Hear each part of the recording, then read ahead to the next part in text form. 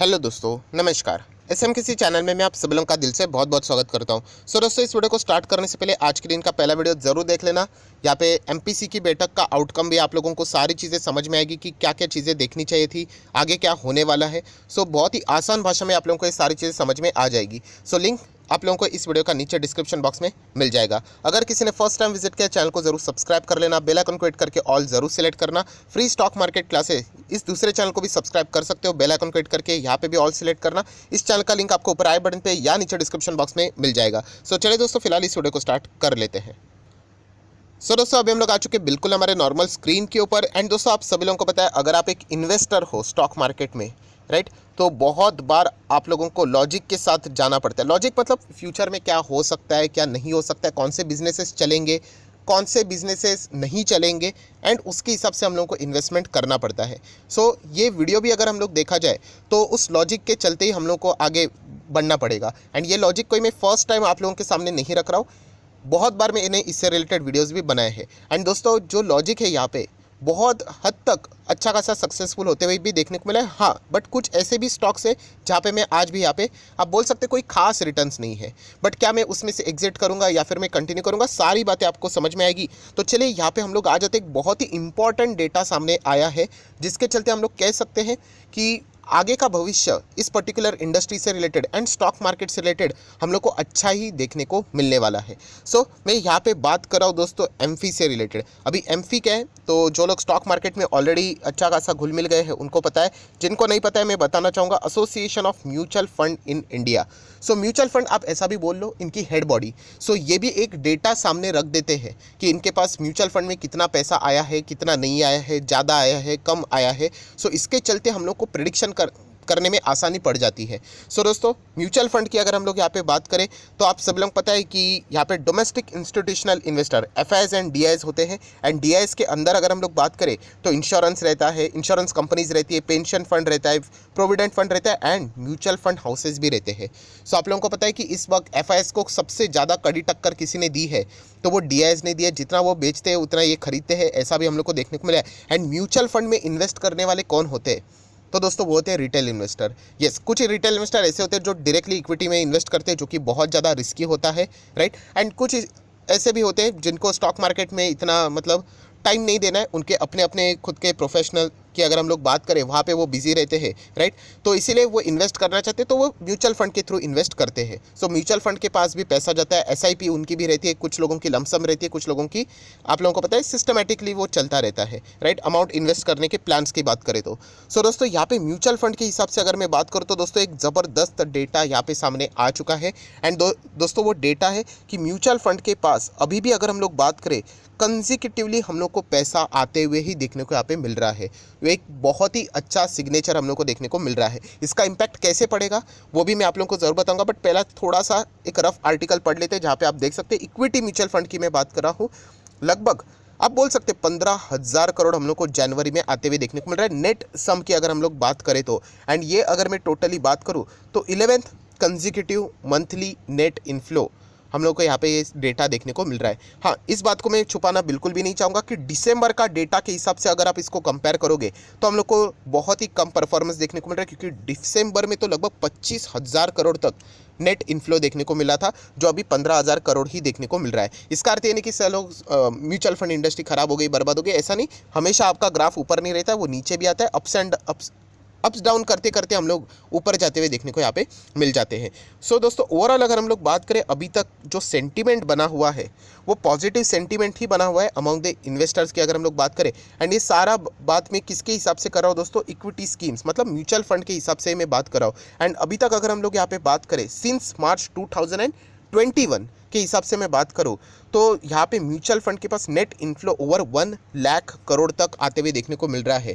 सो यही बात बताती है दोस्तों कि कितने सारे लोग यहाँ पे स्टॉक मार्केट में इन्वेस्ट करना चाहते हैं। नो डाउट हर कोई डायरेक्टली इन्वेस्ट नहीं कर सकता है, मैं अगेन एंड अगेन कह रहा हूँ, स्टॉक मार्केट में खुद इक्विटी को डायरेक्टली सिलेक्ट करना, उसमें इन्वेस्ट करना, एसआईपी करना बहुत ही ज़्यादा टफ चैलेंजिंग पार्ट है। हाँ, कुछ लोग मजाक मजाक में बिंदास पैसा डाल देते हैं, बट जब वो अटकते हैं आपको पता है वो इजीली क्विट कर लेते हैं। सो जिनको ये नहीं जमता है, मैं उनको भी बहुत बार बता चुका हूँ कि यहाँ पे एक्सपेंस रेशो के लिए मत जाना, यहाँ पे म्यूचुअल फंड के साथ आप लोग यहाँ पे इन्वेस्टमेंट कर सकते हो, कोई भी दिक्कतें आपको नहीं होगी। सो दोस्तों बताने का मकसद क्या है कि ये डेटा भी बताता है कि इक्विटी म्यूचुअल फंड में यहाँ पे हम लोग को अभी भी बहुत अच्छा खासा नेट इनफ्लो आते हुए ही देखने को यहाँ पे मिल रहा है। जितना पैसा यहाँ पे म्यूचुअल फंड इंडस्ट्री के पास आएगा, उतने ही हमारे डोमेस्टिक इंस्टीट्यूशनल इन्वेस्टर में से अगर देखा गया तो म्यूचुअल फंड भी आता है, जैसे मैंने शुरुआत में दिखाया, तो वो स्ट्रांग होते चले जाएंगे। एंड जितने ये स्ट्रांग होते चले जाएंगे, आपको पता है एफआईएस को बहुत अच्छा खासा टक्कर डीआईएस देते हुए देखने को यहाँ पे मिल रहे हैं। सो हम लोग ज़रूर कह सकते हैं कि अभी स्टॉक मार्केट से रिलेटेड अवेयरनेस बहुत ज़्यादा बढ़ चुकी है।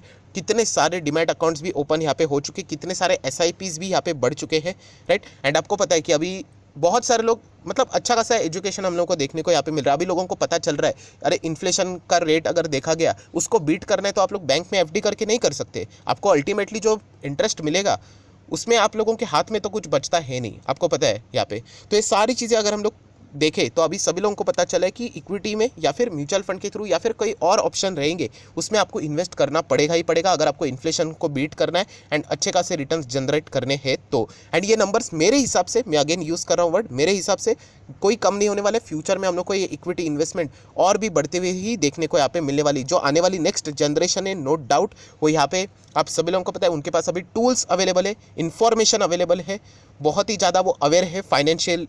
अगर मैं प्लानिंग की बात करूं तो इससे रिलेटेड वो इक्विटी इन्वेस्टमेंट, मतलब म्यूचुअल फंड के सहारे वो बहुत अच्छा खासा इन्वेस्टमेंट फ्यूचर में यहाँ पे करने वाले। सो एक बहुत बड़ी इंडस्ट्री हम लोग को फ्यूचर में ग्रो होते हुए देखने को यहाँ पे मिल जाएगी। ये तो जस्ट एक शुरुआत है, इतना ज़्यादा इन्फ्लो हम लोग को देखने को नहीं मिल रहा था जो अभी देखने को यहाँ पे मिल रहा है। सो बताने का मकसद क्या है दोस्तों, बताने का मकसद ये है कि स्टॉक मार्केट भी तो एक बिजनेस है, जो मैं बार बार कहता हूँ। एंड इसमें अगर आप लोग इन्वेस्ट करते हो अलग अलग कंपनीज जो कि स्टॉक मार्केट को पकड़ कर बिजनेस करती है, तो आप लोगों को अच्छा खासा रिटर्न्स भी मिल सकता है। सो वो कौन कौन से कंपनीज है तो वो मैं आपके सामने रखूंगा। मैं कोई ये नहीं दे रहा हूँ, रिकमेंडेशन नहीं दे रहा हूँ, आपका पैसा है, आप लोग सोचकर यहाँ पे आगे बढ़ सकते हो। तो दोस्तों जैसे मैंने कहा कि म्यूचुअल फंड में पैसा आएगा, इनको फायदा होगा, तो कौन कौन सी कंपनी से दोस्तों, तो कैम्स, आप सभी लोग पता है कंप्यूटर मैनेजमेंट सिस्टम, बहुत ही कमाल की कंपनी है, अच्छी कंपनी। आज इसके नंबर्स भी थे, नंबर्स में कोई खराबी यहाँ पे नहीं है, कंपनी अच्छा खासा ही परफॉर्मेंस यहाँ पे दे रही है। जिनके पास भी रहेगा वो लॉन्ग टर्म के लिए होल्ड कर लेना। अप्स एंड डाउन्स चलते रहते हैं दोस्तों। अगर आप इसका मैक्सिमम चार्ट पैटर्न देखोगे तो 100% के तो रिटर्न्स कंपनी ने ऑलमोस्ट दिए हैं। हाँ, बट आपको पता है कि जब भी कंपनी चलती है कभी तो प्रॉफिट बुकिंग होगी, तो वो फिलहाल देखने को यहाँ पे मिल रहा है। कोई भी व्यक्ति अगर किसी भी स्टॉक में इन्वेस्ट कर रहा है दोस्तों, तो प्लीज़ ये चेक कर लेना कि एक मिड कैप कंपनी है, एंड मिड कैप कंपनी में 20, 30, 25% इतना गिरना बहुत ही स्वाभाविक बात होता है। तो बहुत सारे लोग निवेश तो कर लेते, बाद में वो प्रेशराइज होना स्टार्ट होते हैं। सो कैम्स कोई खराब कंपनी नहीं दोस्तों, बहुत अच्छी कंपनी है। म्यूचुअल फंड की अगर हम लोग बात करें तो ये जो हम लोग कह सकते हैं जो इंडस्ट्री ग्रो हो रही है, इसका फायदा कैम्प्स को भी भविष्य में ज़रूर होगा। कंपनी के नंबर कोई ज़्यादा खराब नहीं है, आप ज़रूर चाहो तो यहाँ पे कंटिन्यू कर सकते हो। नेक्स्ट अगर हम लोग बात करें तो आप सब लोग पता है डायरेक्ट इक्विटी की बात करें या फिर अदर की भी बात करें, शेयर्स खरीदना है तो चार्जेस देने पड़ते हैं डीपी के। अगर हम लोग बात करें तो नो डाउट यहाँ पे सीडीएसएल को तो फायदा डायरेक्टली ना इनडायरेक्टली होता ही रहता है दोस्तों। सीडीएसएल कैम्प्स की अगर मैं बात करूँ, अगर आपको इससे रिलेटेड पुराने वीडियोस देखने जहाँ पे मैंने डिटेल में इन्फॉर्मेशन कवर किए बैलेंस शीट के साथ, पीएनएल के साथ, तो लिंक ऊपर आई बटन पे आप लोगों को मिल जाएगा, जरूर आप चाहो तो उस वीडियो को रेफर कर सकते हो। नेक्स्ट अगर हम लोग बात करें तो दोस्तों आप सभी लोग पता है Bombay stock exchange BSc limited, ये भी तो एक प्लेटफॉर्म है। म्यूचुअल फंड इन्वेस्ट करते हैं मतलब क्या, अल्टीमेटली एनएससी बीएससी के ऊपर ही थ्रू से ही वो इन्वेस्ट करते हैं, तो बीएससी को भी फायदा होता है। बट ऑब्वियसली वार्निंग क्या कि कंपनी का ग्रोथ स्लो रहता है, ऐसा नहीं कि रॉकेट की तरह भागेगा। हाँ, एक दो बार कैसे ऐसा न्यूज़ आता है तो फायदा हो सकता है, बट बार बार भागेगा थोड़ा डाउट लगता है। बट कंपनी खराब नहीं है, बहुत ही ज़बरदस्त कंपनी है। आप लोगों को पता है यहाँ पे जो फ्लोरिंग ये प्रोवाइड करते हैं, इसके चलते तो अच्छा खासा बिजनेस इनका चलता ही रहता है। देन दोस्तों अगर हम लोग बात करें स्टॉक ब्रोकर, आप लोगों को पता है ब्रोकिंग भी एक बिजनेस ही है। एंड देखा गया तो यहाँ पे मैं कोई इंडिविजुअल स्टॉक्स में डायरेक्टली जाना इतना ज़्यादा प्रेफर मैं पर्सनली तो नहीं करता हूँ। मतलब अगर आप देखोगे तो एंजल करके है, एंजल वन, आप जा सकते हो, अच्छा खासा बिजनेस है, उनके नंबर्स तो कमाल के थे। देन 5 पैसा भी है, देन मोतीलाल ओसवाल है, आईसीआईसीआई सिक्योरिटीज़ है, बहुत सारे ब्रोकर्स आपको मिलेंगे। बट वहाँ पे कंपटीशन भी बहुत ज़्यादा है, राइट। डिस्काउंट ब्रोकर आने के कारण आपको पता है थोड़ा बहुत ज़्यादा प्रॉब्लम्स भी हम लोग को, जो फुल टाइम ब्रोकर्स थे उनमें हम लोग को देखने को यहाँ पे मिले हैं। सो वो कोई ख़राब नहीं है इंडस्ट्री, बहुत अच्छी इंडस्ट्री है। जितना वॉल्यूम बढ़ेगा तो नो डाउट उनको भी अच्छा खासा एक्सपोजर वहाँ पे जरूर मिल सकता है। बट जरूरी नहीं कि हम लोगों ने हर किसी सेक्टर में जंप करना चाहिए। तो आप जरूर स्टॉक ब्रोकर में निवेश करने से पहले 4-5 बार थोड़ा ज़्यादा इन्वेस्टिगेशन कर लेना। नेक्स्ट अगर हम लोग बात करें तो दोस्तों asset management company, directly mutual fund को हिट करने वाली इंडस्ट्री, आप लोगों को पता है HDFC AMC जो मैंने शुरुआत में कहा था, आप सब लोगों को पता है HDFC AMC ऑलरेडी हमारे पास ये है। एंड देखा गया तो रिटर्न्स तो है बट इतने कोई खास रिटर्न नहीं है। इतना समय होल्ड करने के बाद अगर हम लोग बात करें तो बहुत ही नॉमिनल रिटर्न देखने को मिल रहा है। अभी तक तो सिर्फ 27% के रिटर्न है। हाँ, बीच में बहुत अच्छा खासा ये कंपनी भागा था एंड इसके पीछे का लॉजिक भी यही था दोस्तों कि म्यूचुअल फंड इंडस्ट्री ग्रो होगी तो ये भी अच्छा खासा करेंगे। तो अभी तक देखा गया तो इतना कुछ और मतलब बोलते हैं ना, जो मैं एक्सपेक्टेशन रख रहा था उसको तो ये कंपनी ने अभी तक तो कोई बीट नहीं किया है। ओके परफॉर्मेंस दिया है। सो क्या सर आप यहाँ पे एग्जिट हो जाओगे? बिल्कुल भी नहीं। मैं एक बहुत लॉन्ग टर्म इन्वेस्टर हूँ दोस्तों। ऐसा नहीं कि 2 साल 3 साल पैसा नहीं बना तो मैं निकाल देता हूँ, बिल्कुल भी नहीं। ज़रूर मैं इसमें कंटिन्यू करना पसंद करूँगा। एंड मेरे इन्वेस्ट करने का रीज़न बहुत सिंपल था, HDFC ग्रुप से बिलोंग करती है कंपनी, तो फ्रॉड गड़बड़ ऐसी कोई चीज़ है नहीं। वो एक दिमाग मतलब बोलते हैं ना, ख़राब होने वाली बात है नहीं कि कोई गड़बड़ चल रही है कि नहीं, मैनेजमेंट में कोई इशू है कि नहीं, ऐसा बिल्कुल भी नहीं है। हम लोग ज़रूर कह सकते हैं कंपनी अभी तक उस लेवल का परफॉर्मेंस नहीं दिखा पा रही है, राइट। बट ज़रूर मैं यहाँ पे कंटिन्यू करना पसंद यहाँ पे करने वाला हूँ। देखा गया तो कंपनी बड़ी कंपनी, 47,000 करोड़ का मार्केट कैप है यहाँ पे। सो वो एक बात तो पक्का है कि कंपनी में कोई गड़बड़ी वाली बात नहीं। हाँ, बट अभी तक उस लेवल के रिटर्न्स कंपनी ने नहीं दिखाया है। नो डाउट आगे जाके लगता है कि ये कंपनी अच्छा खासा परफॉर्मेंस दे सकती है। नेक्स्ट अगर हम लोग बात करें तो एक ऐसी कंपनी जिसने बहुत ही ज़बरदस्त परफॉर्मेंस दिखाया था एंड वो है UTI AMC। बहुत ही आउटस्टैंडिंग परफॉर्मेंस, मुझे बिल्कुल भी नहीं लगा था कि ये कंपनी इतना अच्छा कर सकती, करेगी थोड़ा बहुत बट बहुत ही हद से ज़्यादा अच्छा परफॉर्मेंस इस कंपनी ने यहाँ पे दिखाया था। सो नेक्स्ट अगर हम लोग बात करें तो दोस्तों निप्पॉन लाइफ, तो ये भी कंपनी की अगर हम लोग बात करें AMC से रिलेटेड ही इसका बिजनेस है। ये भी ओके फ्लैट परफॉर्मेंस ही चल रहा है, इतना कोई खास नहीं है, आप देख सकते हैं यहाँ पे। ठीक है, ये इसका अर्थ ये नहीं कि ये कंपनियाँ खराब हो गई करके, थोड़ा हम लोग कह सकते हैं कंपटीशन यहाँ पे नेक टू नेक हम लोग को देखने को यहाँ पे मिल रहा है। देन अगर हम लोग बात करें आदित्य बिरला सन लाइफ AMC जो जस्ट अभी आया है, इसमें तो बिल्कुल मैंने इन्वेस्ट यहाँ पे नहीं किया था। IPO के वक्त भी कहा था मैं तो थोड़ा दूर ही रहने वाला हूँ। फिलहाल तो ये कंपनी डाउन ही देखने को यहाँ पे मिल रही है। सो दोस्तों देखा गया तो इन कंपनीज के बारे में आप लोग विचार कर सकते हैं। मेरा रिकमेंडेशन है, मैं बहुत सारे वीडियोज़ बनाते रहता हूँ।